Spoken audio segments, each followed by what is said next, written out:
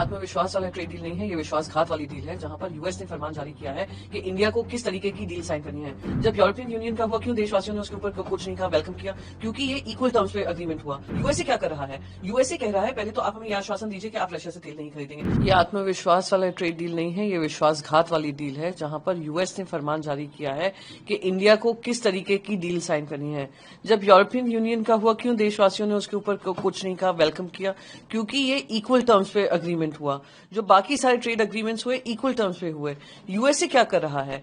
USA कह रहा है पहले तो आप हमें यह आश्वासन दीजिए कि आप रशिया से तेल नहीं खरीदेंगे। जो आश्वासन नेशनल इंटरेस्ट के खिलाफ हमारे जाता हो या कोई दूसरा हमारे देश को ये नेशनल इंटरेस्ट की जो डिसीजंस हैं उसमें इंटरफेयर करता हो, उसमें आपने हाँ किया। ईरान से तेल नहीं खरीदेंगे, आपने ये हाँ किया। आपने कहा $500 बिलियन का ट्रेड करेंगे, उनकी तरफ से कोई कमिटमेंट नहीं है। इंडिया के साथ कितनी खरीदारी होगी? मोस्ट इंपॉर्टेंट चीज, आपकी 0% ड्यूटी पे टैरिफ्स पे इनकमिंग गुड्स होंगे जो यूएस से आएंगे, हमारे जो होंगे 18% पे होंगे। और 0% पे कौन से जो खुद डोनाल्ड ट्रंप ने कहा, उसमें एग्रीकल्चरल प्रोड्यूस भी होगा, उसमें एनर्जी वाले भी होंगे, उसमें ऑयल भी होगा। तो आपने तो पूरा का पूरा अपनी नेशनल इंटरेस्ट और नेशनल पॉलिसी यूएस के हवाले कर दी कि वो निर्णय ले। तो ये किस बात का आत्मविश्वास है? या आत्मविश्वास नहीं है, ये विश्वासघात है। और किस मजबूरी में किया गया है, ये आज सरकार को पार्लियामेंट के पतल पे आकर डिस्कस करना होगा कि क्या ट्रेड डील का अग्रीमेंट है, कौन से नेशनल इंटरेस्ट नेगोशिएट किए गए हैं और किस आधार पे ये अनफेयर अनइक्वल जो ट्रेड डील है वो लागू की गई है। ये मैं फिर से दोहराऊंगी, ये ट्रेड डील नहीं है, ये सिर्फ फरमान जारी हुआ है यूएस का, जो आपने उसको अग्री किया है। आप आर्म ट्विस्ट हुए हैं और क्या आपके कारण रहे थे, ये सब पार्लियामेंट के प्लेटफॉर्म पे डिस्कस होना चाहिए। मोहन भागवत ने ये कहा है, एक पहचान है जो हम सबको जोड़ती है और हम उसे हिंदू कहते हैं। जो एक पहचान हमारी देश की है वो हमारी भारतीयता है। हमारे माँ भारत की जो सोच रही है और हमारी माँ जो सिविलाइजेशन हमारा इतिहास है वो सदियों का है और सदियों से यही रहा है कि हमारे देश के अलग अलग लोग हो सकते हैं, अलग अलग प्रजातंत्र में अलग अलग रूप हो सकते हैं और डेमोक्रेसी में यूनिटी इन डिवर्सिटी होती है।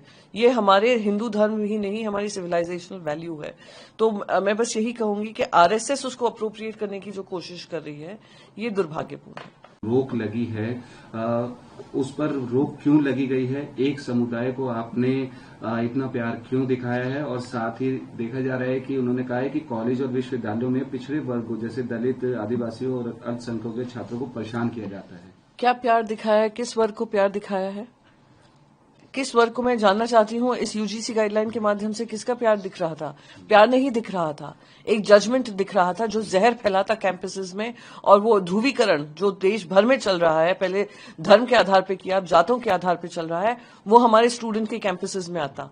अगर डिस्क्रिमिनेशन होता है किसी भी तरीके से, समावेशी अगर लॉ नहीं होगा जहां पे एक जन भी, एकमात्र भी, अगर एक कम्युनिटी को जो जनरल कास्ट को रखा गया था बाहर, अगर उसमें से एकमात्र भी 10 में से केस में एकमात्र भी प्रताड़ित है तो उसको भी ये लॉ का सुविधा होनी चाहिए कि वो भी कंप्लेन कर सके।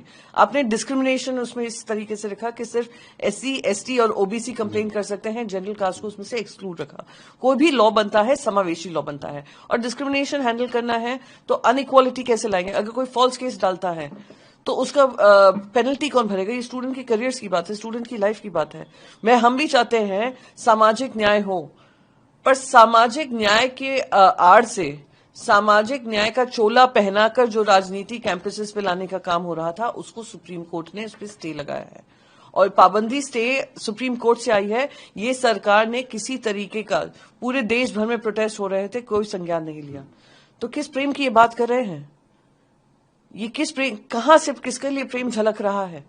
ये डिस्क्रिमिनेटरी था और ये बेईमानी थी युवाओं के साथ, स्टूडेंट्स के साथ और उनकी अपॉर्चुनिटीज के साथ। कैंपसेस में आप कोई भी आकर कह सकता था। और डिस्क्रिमिनेशन कौन डिसाइड करेगा? आधारित किस आधार पे होगा? क्या शब्दों से हो रहा है, किसी एक्शन से हो रहा है या मन की सोच से हो रहा है? तो ये आपने इस तरीके का जो वातावरण बनाने की कोशिश करी थी उस पर सुप्रीम कोर्ट ने स्टे लगाया है। और मैं मानती हूं कि ये मैं तो शुरू से कहती आई हूं कि ये नेचुरल कोर्स ऑफ जस्टिस के खिलाफ जा रहा था, इसलिए सुप्रीम कोर्ट ने उस पर स्टे लगाई है। और यूजीसी गाइडलाइंस को बाकायदा सरकार को विड्रॉ करना चाहिए और उनके पास और कोई चारा नहीं है। हम सब सोशल जस्टिस चाहते हैं, पर सोशल जस्टिस की आड़ में और डिस्क्रिमिनेशन करना, इसके खिलाफ विरोध हमेशा रहेगा। मैम, ओबीसी तूफान खड़ा करने की कोशिश की, क्या तूफान है? मैं फिर से दोहराऊंगी, ये ऊंची जात, एक तो सबसे पहले मुझे इस बात की तकलीफ है कि ये जो आग लगाने का काम कर रहे हैं वो ऊंची जाति नीची, कोई ऊंची जाति नीची जाति की बात नहीं है, ये ध्रुवीकरण की बात है। आज अगर मैं फिर से दोहराऊंगी, अगर 10 केसेस में से एक केस भी जनरल कास्ट का होता है तो क्यों उसके पास ये लॉ नहीं है जो लॉ को जाकर वो डिस्क्रिमिनेशन के बारे में बोल सकता है। मैं मानती हूं कि बहुत सारे ऐसे केसेस होते हैं और कभी कभी कैंपसेस का मिसयूज होता है, पर कोई भी अगर लॉ सरकार की तरफ से इंट्रोडक्शन होता है तो वो सरकार को सभी को ध्यान में रखकर काम करना चाहिए। ये राजनीति आप कैंपसेस पे ला रहे थे जिसका विरोध हुआ है, ध्रुवीकरण आप कैंपसेस पे ला रहे थे जिसका विरोध हुआ है। और ये विरोध, मैं दोहराऊंगी, ये सिर्फ अगड़ी पिछली ऊंची नीची जात का नहीं है, ये ध्रुवीकरण फैलाने वाली बात का है। मुझे तो उम्मीद थी कि वो उसका समर्थन करेंगे यूजीसी गाइडलाइंस को, ये स्टे का, पर ये तो उल्टा भारतीय जनता पार्टी की लैंग्वेज बोल रहे हैं। जैसे मैंने शुरू से कहा है, एमआईएम और भारतीय जनता पार्टी एक ही सिक्के के दो पहलू हैं। गड्ढे में एक युवक गिर गया और उसकी मौत हो गई, तो जल बोर्ड पर भी इस पर निशाना साधा गया है कि ऐसे गड्ढे हैं, उन्हें भरा नहीं। जिंदगी भर जो देशवासी है, आम इंसान है, जिंदगी भर अपनी दिक्कतों से जूझता हुआ, मेहनत की कमाई कमाता हुआ, देश में टैक्सेस के माध्यम में योगदान देता रहा। क्या अपेक्षा रखता है अपनी सरकारों से कि उनकी लाइफ सेफ रहेगी, क्वालिटी ऑफ लाइफ ठीक रहेगी, अफोर्डेबल हाउसिंग होगा, अफोर्डेबल हेल्थ केयर होगा। पर हमारी सरकार दे क्या रही है? वही गड्ढे, वही अनसेफ रोड्स, वही लॉ एंड ऑर्डर का डिसिप्लिन नहीं फॉलो करना, वही कॉन्ट्रैक्टर राज का चालू रहना। हमने नोएडा में भी एक यंग डेथ देखी। वो देश का एक इकोनॉमिक कंट्रीब्यूटर होता, एक सफल इंसान होता, पर उसकी जिंदगी खत्म हो गई क्योंकि हमारी जो सरकार है, बेसिक डिसिप्लिन जो होता है, अगर कोई भी इंफ्रास्ट्रक्चर प्रोसेस चल रहा होता है, रोड कंस्ट्रक्शन चल रहा होता है, उसमें बैरिकेडिंग होती है, डेंजर से उनको सेफ रखा जाता है, उनको बताया जाता है, वार्निंग होती है, वहां पर साइंस होते हैं, कुछ नहीं था। फिर से दिल्ली, जो देश की राजधानी है, दिल्ली में इतनी यंग डेथ सुनना, वो भी इस कारण की वजह से मन झकझोर देता है और सवाल उठ खड़े करता है, इसकी जिम्मेदारी कौन लेगा? और भारतीय जनता पार्टी को शर्म आनी चाहिए, शर्म, कि अभी भी वो दोष किसी और पे मर रहे हैं। ये वैसा ही है कि अगर मोदी जी से सवाल करते हैं तो नेहरू जी को याद किया जाता है, अगर इनसे सवाल करते हैं तो आम आदमी पार्टी को दोष मढ़ा जाता है। उत्तर प्रदेश में सरकार आपकी, हरियाणा में सरकार आपकी, दिल्ली में सरकार आपकी, काफी सारे राज्यों में सरकार आपकी, फिर भी आप जो बेसिक उनको वादे किए थे कि basic amenities, basic ask for living, वो आप नहीं दे पा रहे हैं, तो शर्म आप पर है।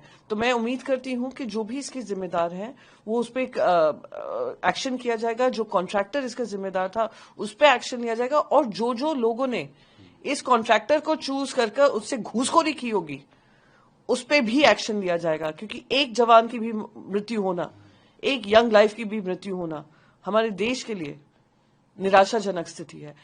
अगर आप ये वीडियो YouTube पर देख रहे हैं तो हमारे चैनल को सब्सक्राइब कर बेल आइकन दबाएं, और Facebook पर देख रहे हैं तो हमारे पेज को लाइक करें।